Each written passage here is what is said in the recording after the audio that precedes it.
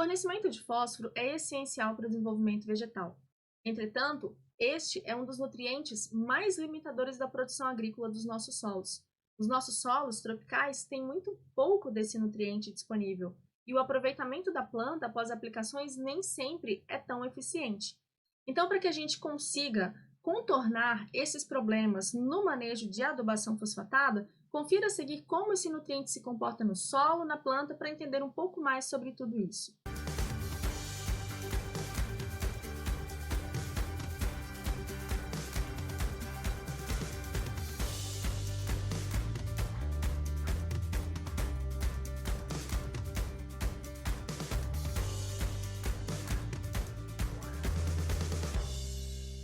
A principal fonte de fósforo no nosso planeta é encontrada nas rochas fosfáticas. Considerando essa informação, nós percebemos então que a fonte de fósforo no planeta é finita, ou seja, ela não é inesgotável. Além disso, há uma deficiência generalizada de fósforo em nossos solos das regiões tropicais. E nesse ponto, ele pode atuar muito mais como dreno do que fonte desse nutriente para as plantas. E embora ele seja um elemento menos requerido do que o nitrogênio e o potássio para a maioria das plantas, por conta dessa sua deficiência generalizada e pela atuação do solo como um dreno, ele sempre é aplicado em quantidades muito superiores do que o potássio, por exemplo. Vamos conhecer um pouco, então, sobre o ciclo desse nutriente no sistema solo-planta. Então, se aplicamos uma fonte mineral, como um superfosfato triplo, um superfosfato simples, ou um MAP, um DAP, essa fonte mineral ela será solubilizada, disponibilizando, então, fósforo, fosfato, para a solução do solo, que é o fator I, ou intensidade, como nós já vimos. Pode haver a retrogradação, ou seja, o retorno desse fósforo da solução, voltando a ser uma fonte mineral. Entretanto, se esse fósforo aplicado e solubilizado ele for transportado por difusão, ele poderá então chegar até a raiz e ser absorvido pela planta, passando a fazer parte aqui da sua biomassa após a sua assimilação. O efluxo também de fósforo pode acontecer, ou seja, ele pode voltar para a solução do solo. Isso acontece geralmente quando há problemas com a integridade das membranas plasmáticas nas células radiculares. Uma vez que esse fósforo ele passa a fazer parte da biomassa vegetal, ele também poderá retornar como resíduo, ou seja, como fósforo orgânico, quando essa planta for depositada como resíduo sobre o solo. Nesse caso, se esse composto orgânico sofrer mineralização, esse fósforo poderá ser devolvido novamente para a solução do solo. O contrário também pode acontecer. Caso nós tenhamos uma disponibilidade de fósforo em solução e uma atividade microbiana que demande a absorção de fósforo, esse fósforo da solução do solo pode ser, então, temporariamente imobilizado na biomassa microbiana. Um outro fator muito importante para os nossos solos é conhecer e observar o processo de adsorção do fósforo. Primeiro, inicia-se com a transformação desse fósforo em fósforo lábio, que é bastante desejado, ele está aqui o fator Q, né, ou quantidade, então seria basicamente aquele fósforo que ainda está apenas com atração eletrostática, sem contato físico com os coloides. Entretanto, essa relação ela pode evoluir, tá? Fazendo então com que haja a fixação irreversível desse fósforo aqui nos coloides do solo, tá? Então, ele começa a se transformar em um fósforo pouco lábil, até que ele chega, então, a ser um fósforo completamente não lábil, ou seja, ele não retorna, ou quando retorna, há essa liberação bastante inexpressiva para o fator Q. Esse fator Q, que representa aqui o complexo de troca do solo, ele está sempre em equilíbrio com a solução. Então, à medida que a planta vai esgotando o fósforo de solução ou que ele vai sendo esgotado por outros motivos, há a dessorção, ou seja, a devolução desse fósforo que antes estava no complexo de troca para o fator I, ou seja, para a solução do solo. Nós temos basicamente três formas de fósforo no solo, tá? A primeira delas é a orgânica, que representa aí uma porcentagem significativa, onde ele estará basicamente na forma de ácido ortofosfórico, compondo fosfolipídios, fosfato de inositol. ácidos nucleicos, açúcares, etc. Nas formas inorgânicas, nós podemos ter essas 4 espécies de íons de fósforo, tá? Então, entre pH 4,9 e 9, nós teremos aqui a predominância desses dois aqui, tá?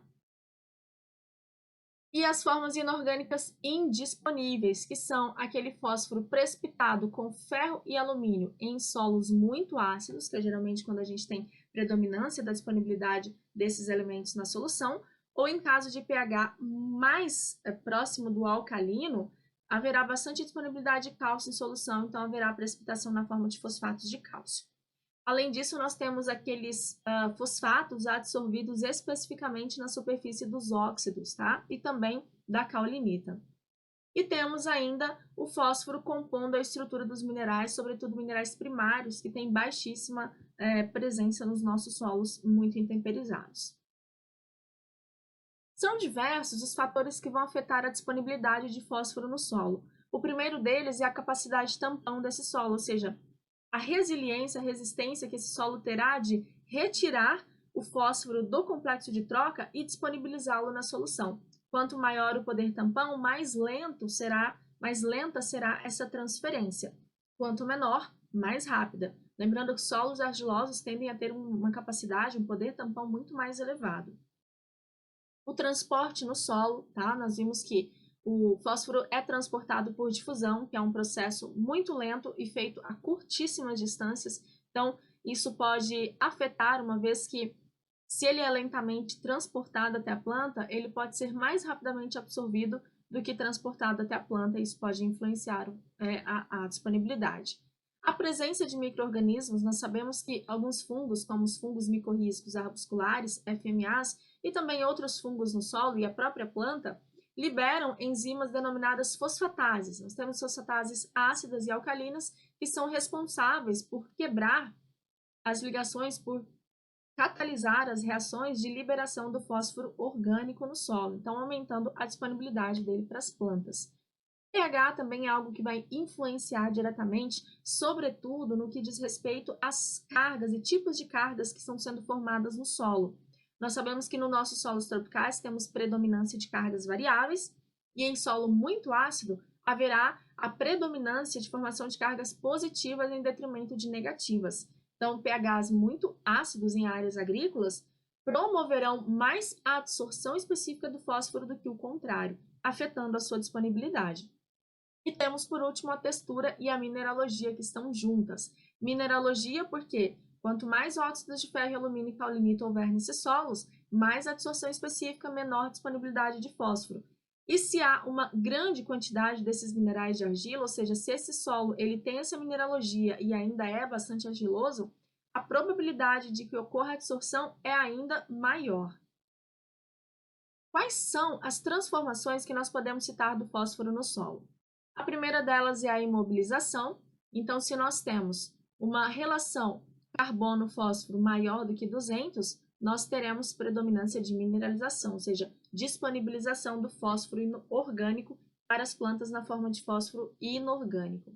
A dissorção não específica, que representa ali aquele compartimento de fósforo lábil, a dessorção, a fertilização e, por último, alguns tipos de perda que podem ocorrer. A adsorção específica, que é aquela realizada quase de maneira irreversível na superfície de óxidos e de alguns minerais 1 para 1. A precipitação com cálcio, alumínio, ferro. A formação de compostos minerais estáveis, que não são também disponibilizados posteriormente. E a exportação pelas culturas, como ocorre com qualquer outro nutriente. Então, vamos conhecer um pouco sobre o fósforo no complexo de troca do solo. O complexo de troca é o que nós conhecemos como fator Q, é onde esse nutriente fica armazenado temporariamente. Então, o fósforo, na fase sólida, ele está sempre em equilíbrio com a solução do solo, que é a fase I. Então, como eu falei para vocês, à medida que a planta vai tirando o fósforo da solução do solo, essa fase sólida, por estar em equilíbrio, ela vai repondo. Isso é desejável para a nutrição de plantas. O fósforo lábil, que é exatamente o que está presente aqui no complexo de troca, na fase sólida, né, assim que nós chamamos, é então a fração de fósforo em que Q está em equilíbrio com o I, tá? Então, sempre que nós nos referirmos a fósforo lábil, estamos nos referindo àquele fósforo que está no complexo de troca e que está em equilíbrio com a solução do solo, ou seja, à medida que a planta vai precisando, esse solo vai suprindo, ressuprindo essa solução para que a planta, por consequência, absorva esse fosfato.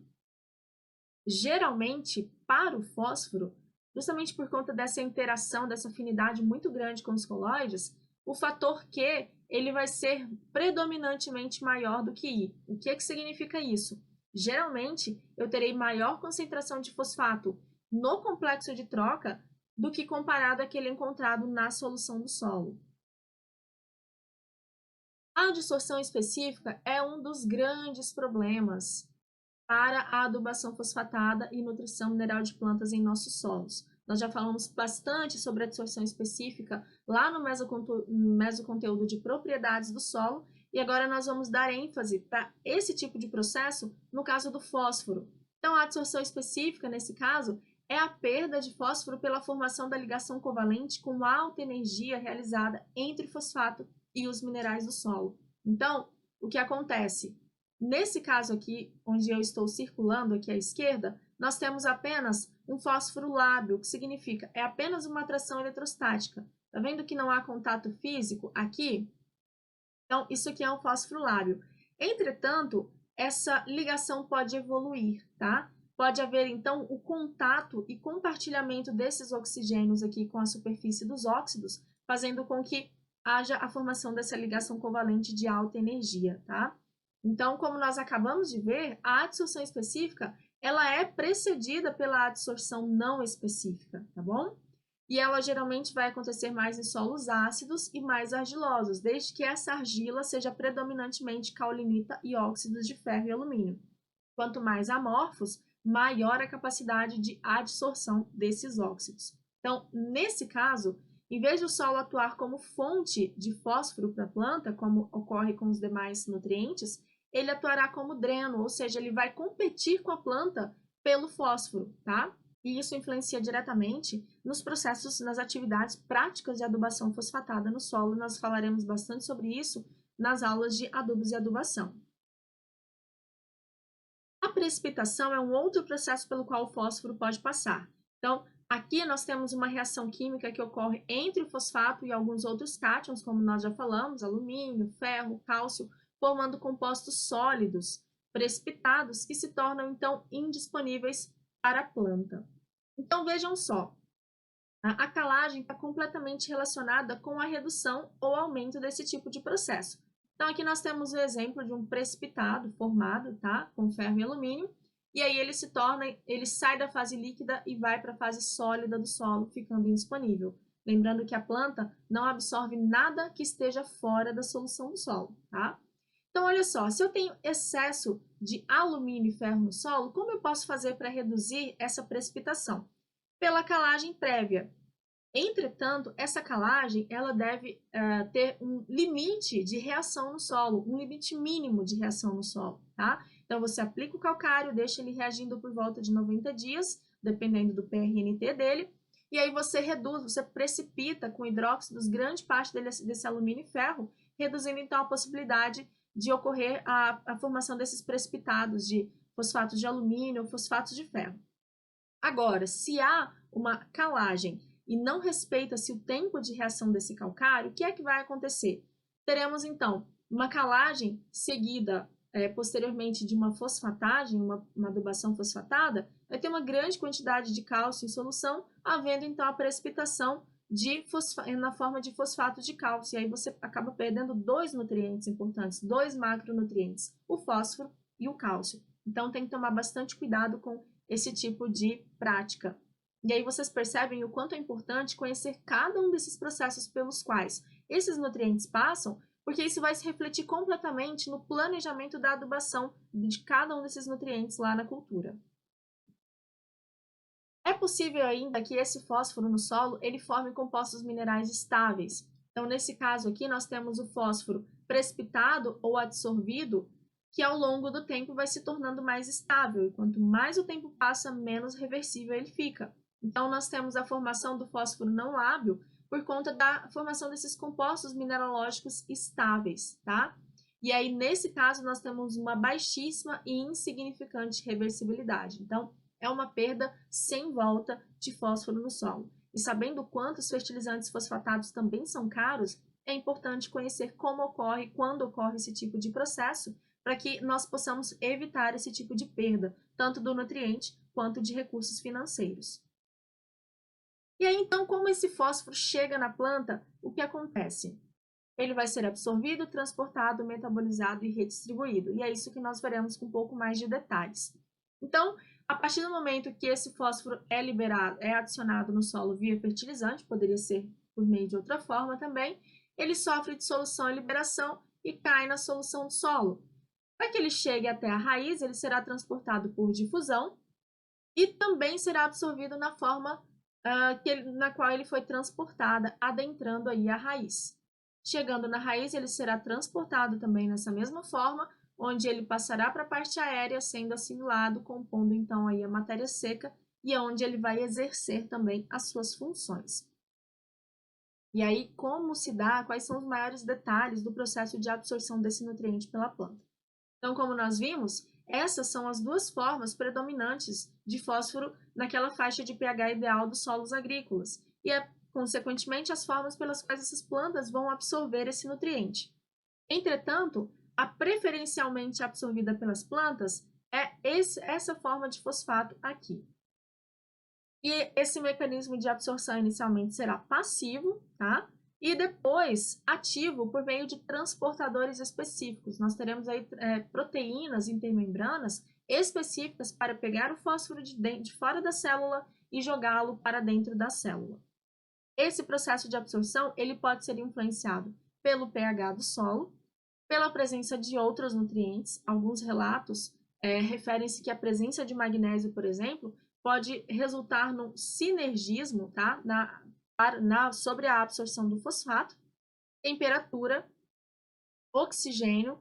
O oxigênio, a disponibilidade dele vai afetar basicamente a absorção de todos os nutrientes, né? Porque, principalmente, sobretudo aqueles absorvidos ativamente, porque a respiração é o processo de obtenção de energia para que esses processos e muitos outros aconteçam na célula.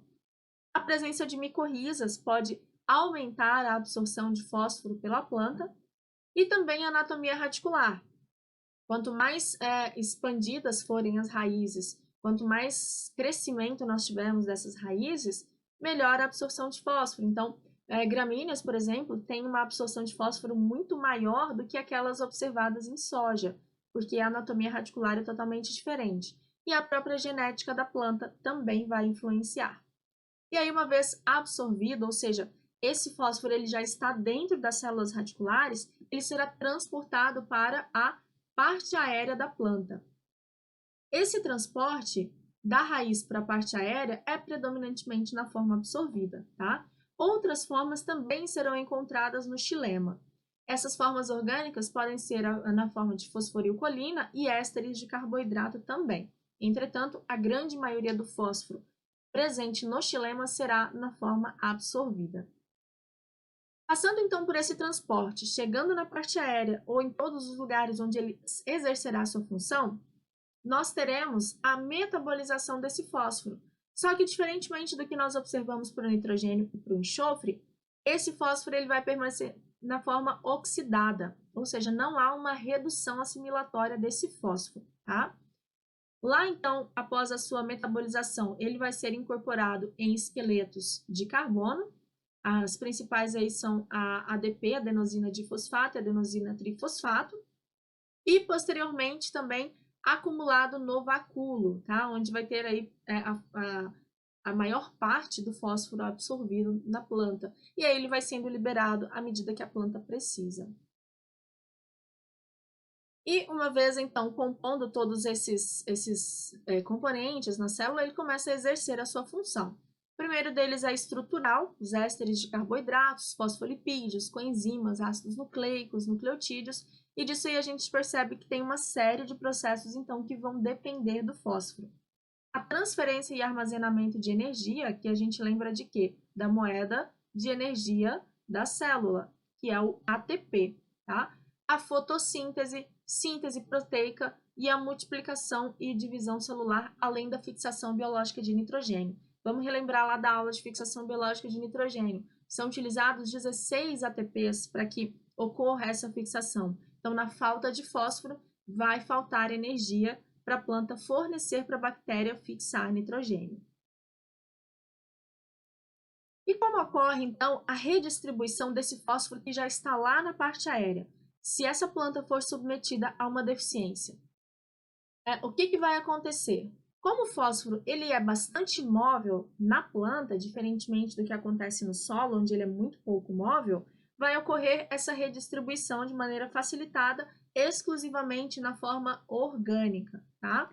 Então, esse fósforo orgânico, ele vai ter uma alta mobilidade no floema, e é exatamente por conta dessa mobilidade é que a gente começará a ver esses sintomas de deficiência de fósforo nas partes mais velhas da planta, tá bom?